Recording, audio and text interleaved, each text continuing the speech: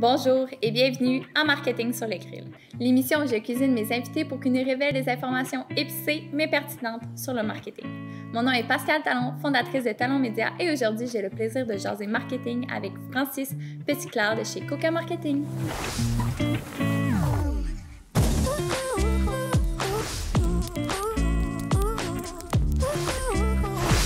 Bonjour Francis. Salut, ça va? Ben oui, merci d'être venu avec moi pour jaser marketing au Cactus aujourd'hui. Est-ce que tu peux un peu te présenter, qu'est-ce que tu fais exactement et où? Dans le fond, moi, je suis génie de la lampe, c'est mon petit titre, chez Coca Marketing, qui est situé, on a un bureau à Shawinigan puis un à Victoriaville. Fait que c'est ça, on est spécialisé en création de marques par le contenu puis la stratégie. Puis toi, c'est quoi un génie de la lampe? Génie de la lampe, c'est, j'exauce les vœux. Fait que tu peux me demander n'importe quoi puis je vais le faire. Fait que si j'ai une demande en marketing, tu vas l'exaucer. Ouais, exact.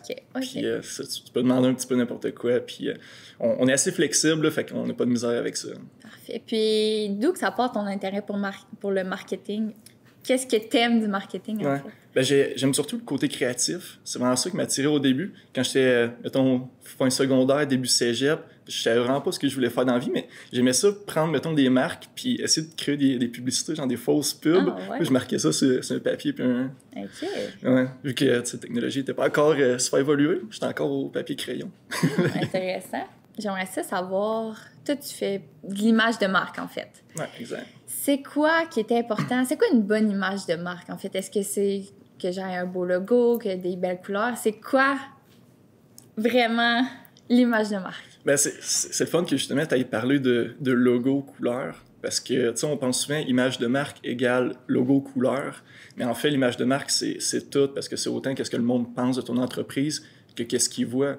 Tu sais, c'est comme avec quelqu'un, tu vois la personne de l'extérieur, puis on a tous déjà rencontré quelqu'un, on se dit, tu sais, la personne, je suis pas trop sûr quand je la vois, mais tu sais, là, j'y ai parlé, puis tu sais, ça a changé ma perception complète de la personne. Mais c'est le même principe avec les compagnies. Tu sais, il faut que tu aies, contrairement à ce que je viens de dire, il faut que tu aies vraiment une corrélation entre les deux. Tu sais, faut que tu prolonges ton image autant du côté qui est apparence que du côté qui est valeur, personnalité. Puis comment qu'on fait pour déterminer ça? Exemple, étape 1, 2, 3, 4. Exemple, je suis un menu d'image de marque. C'est quoi qui est important comme première étape? Parce que je sais, je connais des gens qui vont dire « OK, il me faut un beau logo tout de suite en partant », mais est-ce qu'il y a une base avant de faire un beau logo? En fait, tout part de la stratégie, parce que la stratégie, c'est comme ton GPS. Fait que si tu veux une compagnie qui va viser telle sorte de personnes, mais tu te dis, tu sais, moi, premièrement, est-ce que ça représente mes valeurs, le genre de personnes que je vais viser, ou je suis mieux d'aller vers quelque chose d'autre? Là, après ça, tu te dis, bon, là, les personnes que je veux viser, moi, tu sais, mes valeurs, c'est ça coordonne avec mon public. Fait que là, comment que je peux mettre mon image, ma personnalité avec ça? Fait que le ton, les couleurs, l'apparence du logo aussi. Honnêtement, qu'est-ce qui est image en tant que tel, que le monde imagine, le logo et tout ça, c'est pas ce qui est le plus important, parce que, tu sais, Nike, ça reste un crochet, mais quand tu penses à leur entreprise, tu penses à plein de trucs. C'est vraiment, c'est plus inspirant que juste le petit crochet. Est-ce que tu peux me donner des exemples, justement, comme Nike, que la valeur en arrière? Tant qu'à d'être avec eux autres, on va continuer. Nike, il y a une couple d'années avec Colin Kaepernick, le footballeur qui se mettait à genoux pendant l'hymne national. En plus de le garder comme sponsor de lui, ils ont fait une pub complète sur lui, qui parlait de justement tenir ses valeurs, puis que c'est important de se tenir ensemble dans quelque chose qui divisait tout le monde.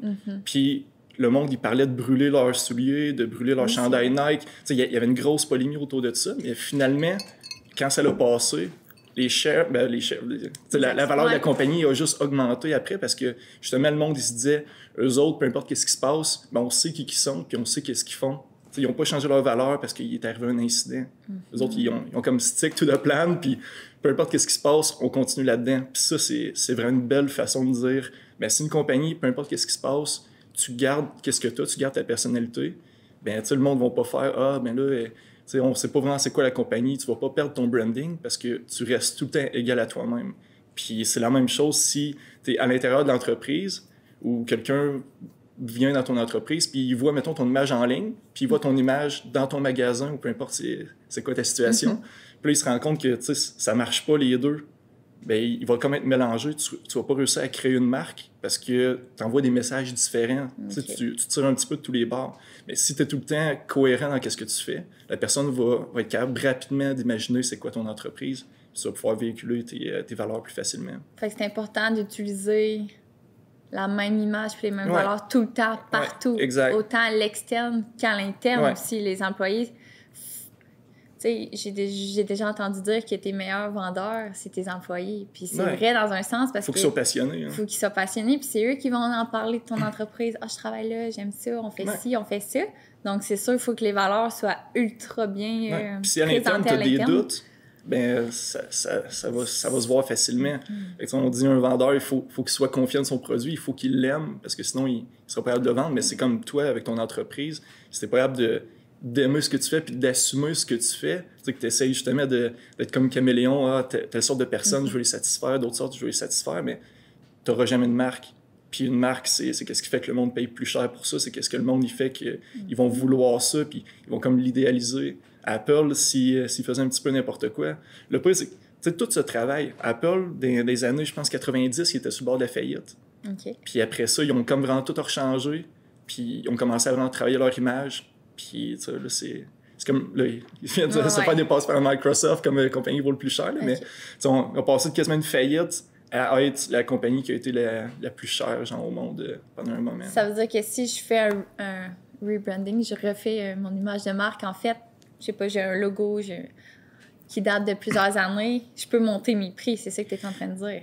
Tu sais, tu peux faire ce que tu veux. Il y en a qui vont se brander comme pas cher, il y en a qui vont se brander comme luxueux.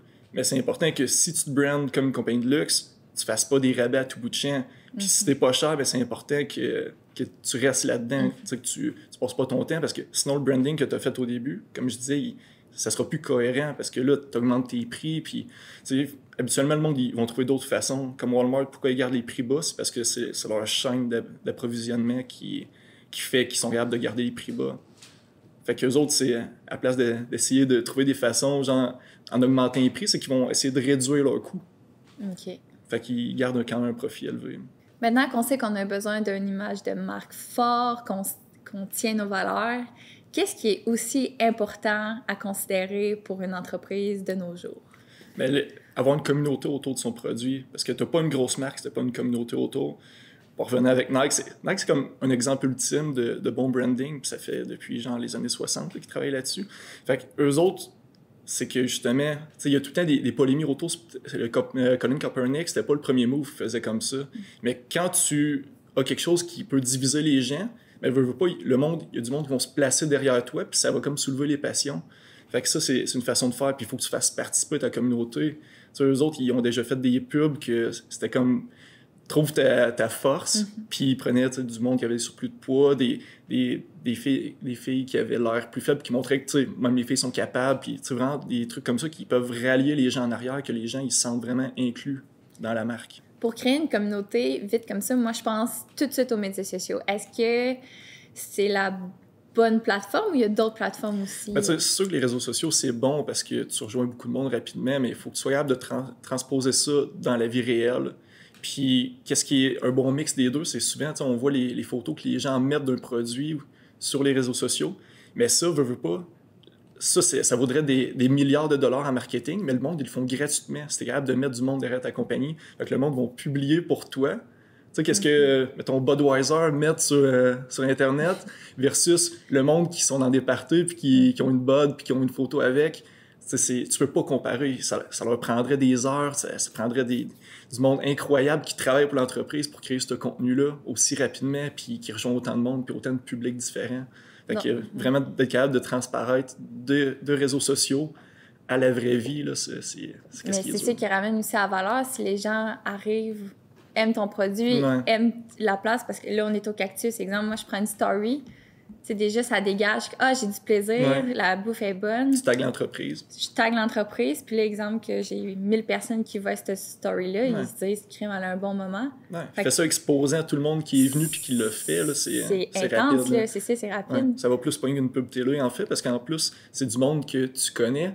Fait que c'est du monde que tu leur fais confiance. Si on aimait ça assez pour mettre une photo, ben ça va valoir la peine. Oui, c'est ça. Francis, es-tu prêt? parce qu'on passe à la question « Mais j'aime bien cuire ». Francis, je veux savoir, qu'est-ce qui est ultra important, puis souvent on néglige par rapport à l'image de marque. On dit « Ah oh, non, j'en ai pas besoin ».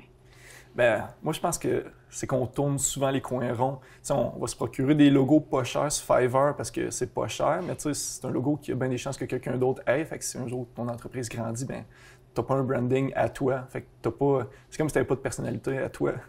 Après ça, on essaie de tout faire nous-mêmes, puis ça, c'est pas correct parce que pourquoi il y a du monde qui sont dans tel milieu? C'est parce qu'ils sont bons là-dedans. Si toi, tu as une compagnie, mettons, tu fais des biscuits, mais tu n'es peut-être pas nécessairement bonne en photo, en vidéo, pour faire une stratégie, ces choses-là. Fait que, souvent, tu vas comme empêcher ta croissance parce que tu vas essayer de pousser et faire tout toi-même, mais pendant que tu fais ça, ton entreprise, ben son marketing, il se fait pas. Fait que si tu essaies de toucher à tout, oui, c'est comprenable quand tu commences, mais des façons de s'aider, puis ça, je pense que c'est le monde, ils le font pas. Si tu essaies de tout faire, tu ne seras jamais bon dans rien. Concentre-toi sur ta production, améliorer ton produit, puis prends quelqu'un qui va t'aider avec ce que lui est bon. Puis ça, c'est vraiment important. Ouais. C'est vrai qu'on en voit beaucoup qui le négligent, malheureusement. Ouais. Puis surtout, si tu fais affaire avec un professionnel, tu fais affaire avec un professionnel parce que c'est un professionnel. Dis pas quoi faire. Ouais. Ouais. On l'entend souvent. Ouais, exact. C'est qu'on veut mettre notre petit grain de sel, mais souvent, c'est qu'il y a déjà une stratégie élaborée ensemble, vous connaissez ses besoins. Fait que de faire confiance justement aux gens que vous engagez, dans le fond, parce qu'ils vous engagent pour le faire. Ouais, exact. C'est sûr que c'est ton petit bébé, mais on y tient, nous autres aussi, à ton petit bébé. Là, on veut t'aider à le faire grandir.